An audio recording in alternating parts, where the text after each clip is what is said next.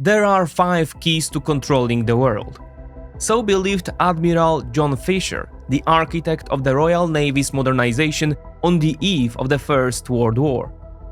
Fisher identified those 5 keys as the Dover Strait, the Strait of Gibraltar, the Strait of Malacca, the Suez Canal, and the Cape of Good Hope. His logic was simple. To rule the seas, the Royal Navy did not need to dominate every ocean basin.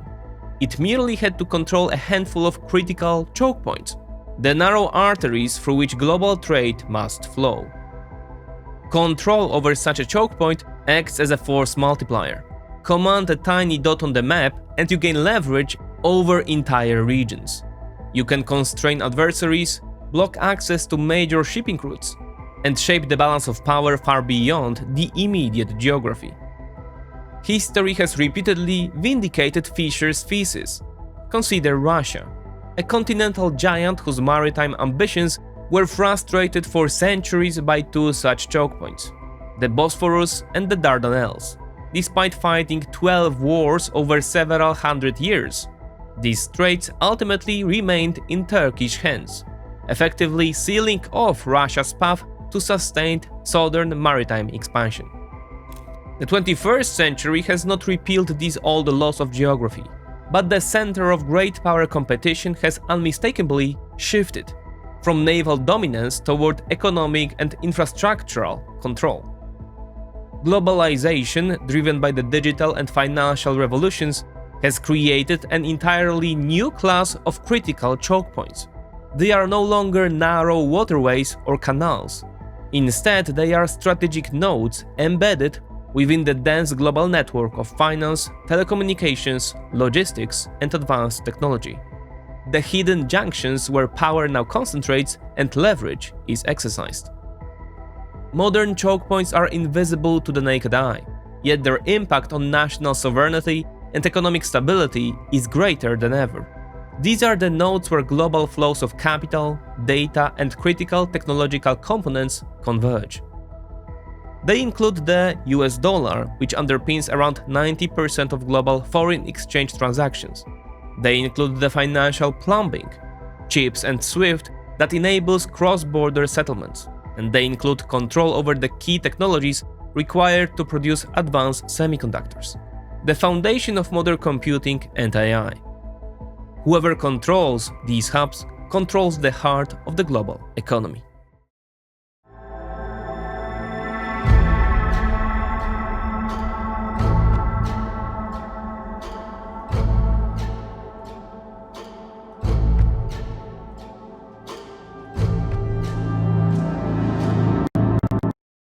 Today's global economy is more connected and fragile than ever. Power is no longer defined only by armies or territory, but by who controls the key choke points of the modern world. The US dollar, SWIFT, semiconductor supply chains, strategic resources, and the flow of digital information. A single decision made in Washington, Brussels, or Beijing can freeze a nation's assets, cut it off from technology, or redirect entire trade routes overnight. When the world works this way, understanding the economic side of geopolitical competition becomes essential, not optional. That is why I use XTB. It is a tool I rely on to follow global trends and make investment decisions based on real data rather than noise. XTB gives you access to over 8,400 stocks and ETFs from around the world, commission-free up to 100,000 euros in monthly turnover. Above that, a standard 0.2% fee applies. The link is in the description, and using it directly supports this channel. And of course, remember that all investing involves risk. Contrary to the popular narrative of the 1990s, the belief that globalization and the internet would decentralize power and democratize international relations, reality has moved in the opposite direction. Instead of dispersion, globalization has produced an unprecedented concentration of the world's critical choke points in the hands of the United States and its allies. That gives Washington a level of power Admiral Fisher could only have dreamed of. With a single presidential signature, the United States can cut Iran off from the global financial system, freeze the reserves of the Russian central bank, or deny China access to critical technologies. America holds what is effectively an economic nuclear weapon, and as recent years have shown, Washington does not hesitate to use it. More than that, it is systematically refining and expanding this arsenal. But turning the global economy into a battlefield comes with a deep structural consequences. It increasingly erodes the very infrastructure on which American power itself is built. We are now witnessing the early stages of a process in which US rivals, above all China and Russia, but also countries across the global south, are scrambling to develop alternatives. Their goal is not only to bypass US-controlled choke points, but to construct parallel, insulated economic systems of their own. Before our eyes, the foundation of the post-war economic order is beginning to crack. The era of naive integration, the belief that trade civilizes, that globalization is the only path forward, is fading into history. The tools once meant to bind the world together are now being used to pull it apart. Welcome to the age of economic wars. Wars whose origins, rules, and objectives are mapped out by Edward Fishman in his new book, Choke Points. A former US State Department official, Fishman, offers not academic theory, but a rare insider's view of how the American colossus operates as it fights to preserve its hegemony. As one of the architects of sanctions against Russia, he takes us inside Washington's decision rooms and show how the United States systematically weaponizes the choke points of the 21st century. The true foundation of American power in the 21st century is not aircraft carriers or nuclear warheads, it is the US dollar. Its role reaches far beyond that of America's national currency. The dollar functions as the world's default medium of settlement and trade. To understand how this came to be, we need to go back to the Bretton Woods Conference of 1944. There, the post-war financial order was created. The dollar became the anchor currency for international transactions and was pegged to gold at a fixed rate of $35 per ounce. This system delivered the stability needed for Europe's reconstruction, but it also tethered US credibility to its physical gold reserves. When President Richard Nixon ended dollar-gold convertibility in 1971, effectively collapsing the Bretton Woods system, the dollar's global role did not weaken, it expanded. The key was the petrodollar system, born from an agreement negotiated in 1974 between US Treasury Secretary William Simon and Saudi Arabia. In exchange for American security guarantees and advanced weapons supplies, Riyadh committed to pricing oil sales exclusively in US dollars. This created a closed capital loop. Any country seeking to purchase energy first had to acquire dollars, and surplus revenues, the so-called petrodollars, were then reinvested into US government debt, primarily treasury bonds. The result was permanent structural global demand for the dollar, effectively insulating it from fluctuations in the performance of the US economy itself. Today, dollar dominance is even more overwhelming than during the Cold War. Although the US share of global GDP has fallen to roughly 25%, the dollar is involved in nearly 90% of all foreign exchange transactions, in a market that now clears more than $7 trillion per day. Even deals that appear unrelated to the United States, for example Brazilian soybeans sold to China or Polish wheat shipped to Egypt, move through the American financial system. The dollar has become as essential to global trade as oxygen. But this dependence creates a modern choke point, one that can easily be weaponized in an era of economic warfare. To understand how the dollar became a weapon, we first need to examine how international trade transactions actually work, and how the global clearing system operates. Modern banking operates on a correspondent banking system. When, for example, an Indian refinery pays an Angolan supplier in US dollars, the standard currency for international trade, the transaction does not involve physical cash. Money moves as electronic entries on bank accounts. For a bank in Mumbai to transfer dollars to a bank in Luanda, the payment must pass through the clearing infrastructure of the currency's issuer. In the case of the dollar, that means US-based systems such as CHIPS or Fedwire. As a result, even transactions between two entirely non-American entities still, for a fraction of a second, quote, touch the US financial system. That fleeting contact creates legal jurisdiction for the US government. This gives Washington not only unmatched visibility into global money flows and financial networks, but more importantly, the perfect conditions for economic cohesion. Conditions the United States has proved more than willing to exploit. Over the past 2 decades, starting with the Patriot Act after the September 11 attacks, the White House has built a vast arsenal of economic weapons based on the dollar's dominance.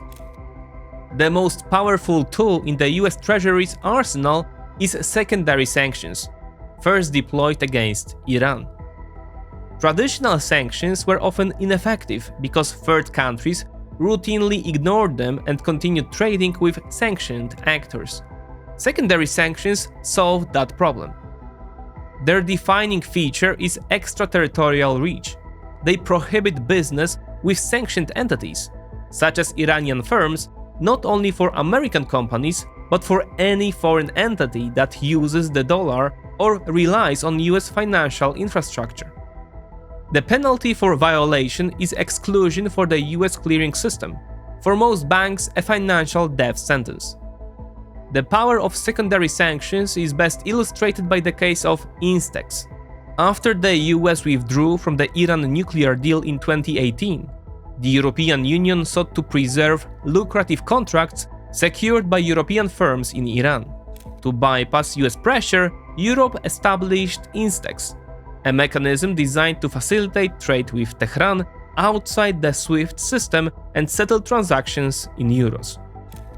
But bankers in Paris, Frankfurt, and London soon concluded that the profits from Iranian trade were far too small to justify a confrontation with the US Treasury and the potential loss of access to the dollar.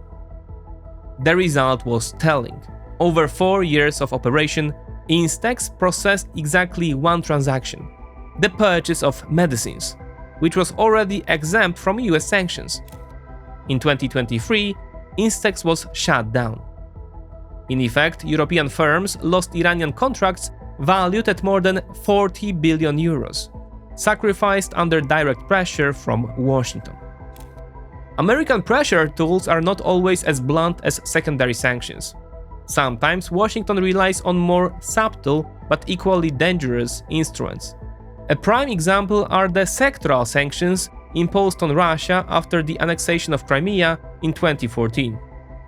Instead of cutting Russian companies off from the dollar entirely, sectoral sanctions restricted Moscow's access to specific critical services. Most notably, they prohibited the extension of new long-term financing to Russian entities, with maturities exceeding 30 days, and in some cases 90 days. This was a particularly surgical strike. Major Russian state corporations operated on a model of constant debt rollover in Western financial markets, paying off old loans by issuing new ones in New York and London. Sectoral sanctions severed this access to cheap capital and forced Moscow to drain its own foreign exchange reserves. In recent years, as rivalry between the United States and China has intensified, the center of gravity in economic warfare has shifted steadily from finance toward technology. And here too, the United States controls the key choke points. The semiconductor industry offers a textbook example. While the world's most advanced lithography machines, essential for chip production, are built by the Dutch company ASML, and manufacturing itself largely takes place at Taiwan's TSMC, the process still hinges on a critical American component. The software used to design integrated circuits, so-called EDA tools, is monopolized by 2 US firms, Cadence and Synopsys. Moreover, even ASML's machines are packed with American components. Exploiting this unique supply chain architecture, the US Department of Commerce deployed the Foreign Direct Product Rule, FDPR, a regulation that dramatically extends American jurisdiction.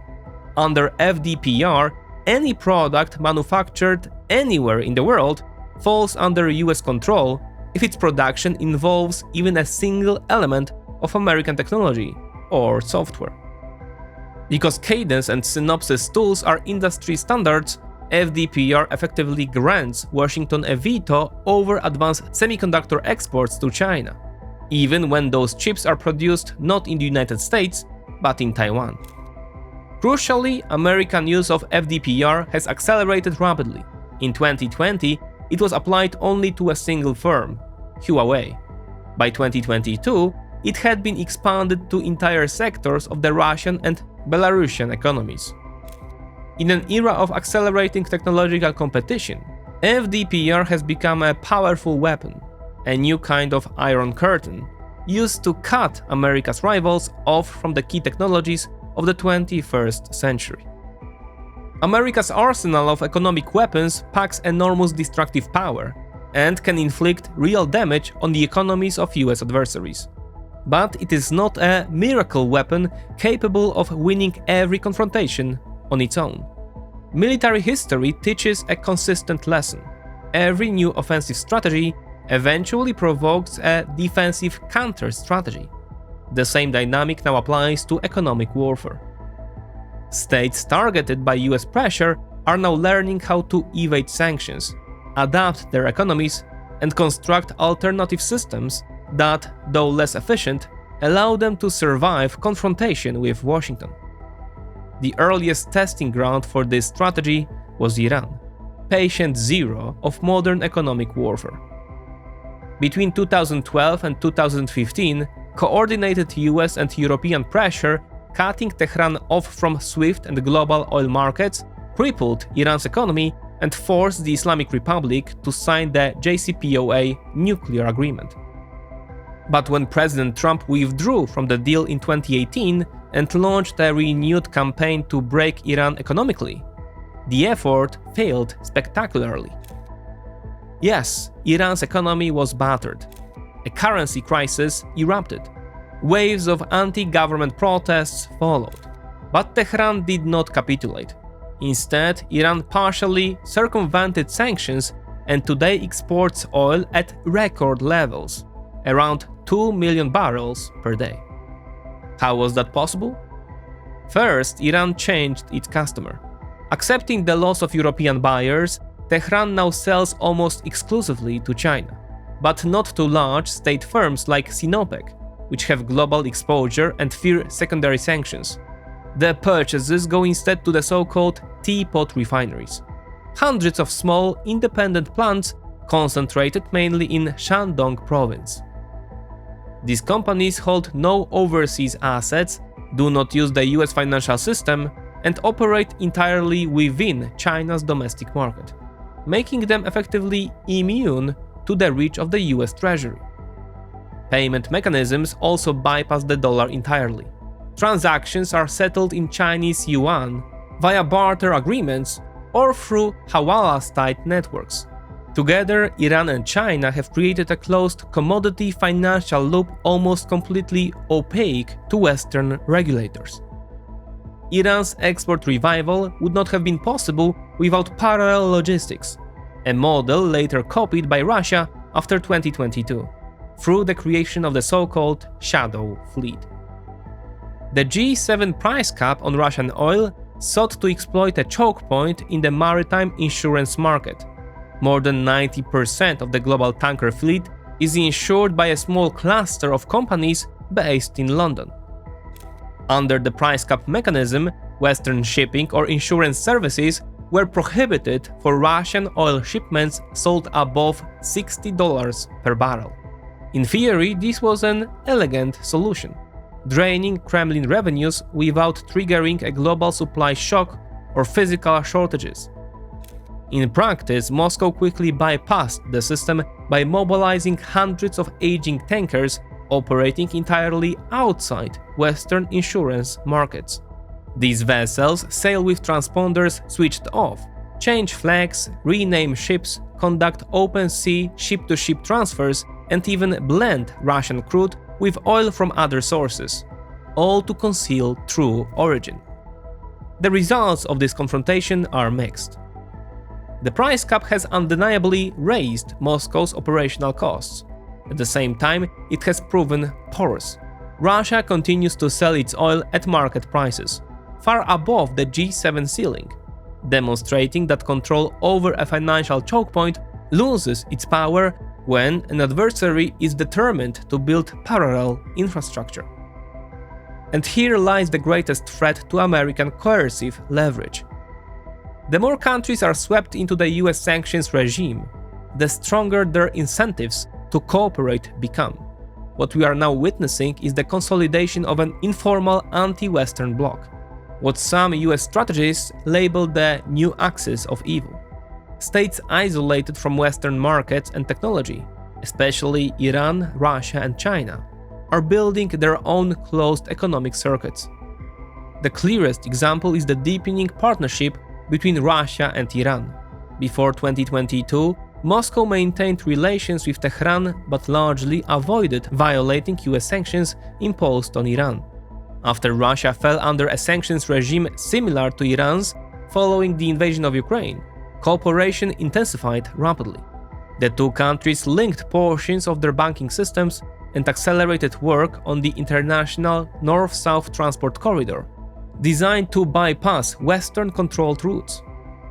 Within this emerging bloc, China plays the role of the elder brother. Chinese exports to Russia surged, filling the void left by Western companies. Beijing now supplies everything from cars and smartphones to machine tools, semiconductors, and dual-use components critical to Russia's defense industry.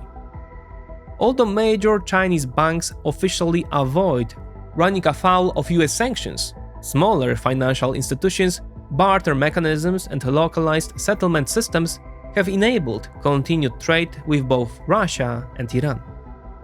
The most dangerous long-term consequence of America's heavy reliance on sanctions is the acceleration of efforts to construct systems outside the dollar framework.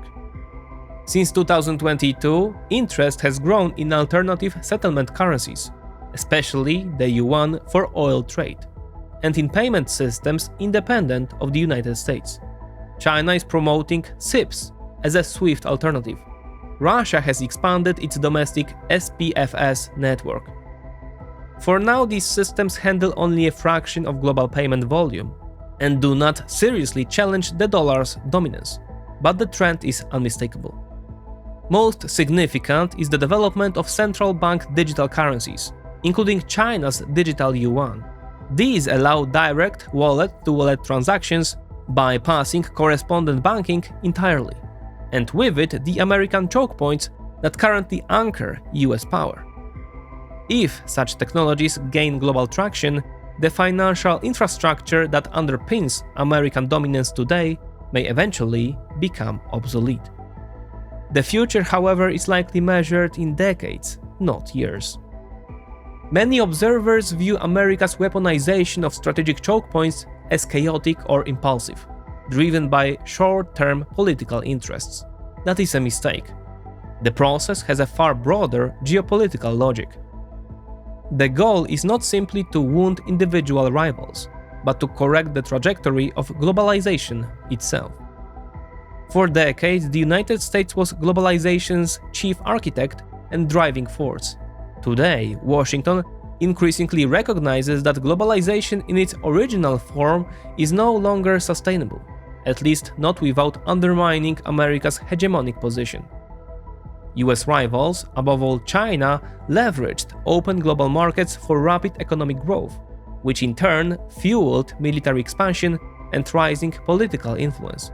The globalization designed to strengthen American leadership has paradoxically produced a new strategic colossus, the People's Republic of China.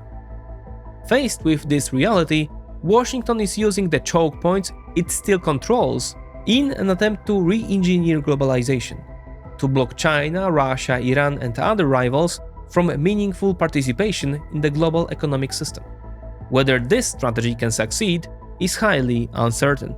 As US pressure intensifies, its adversaries are closing ranks and constructing alternatives. Worse still, the weaponization of choke points does collateral damage to America's European allies, who are growing increasingly uneasy about the long-term future of transatlantic relations. The age of economic warfare is pushing the world toward fragmentation, but the final outcome remains open. One scenario is a reinforced Iron Curtain, separating hostile economies from the global system. Another is more ironic. The very system that elevated the United States to superpower status may now become the force that undermines it.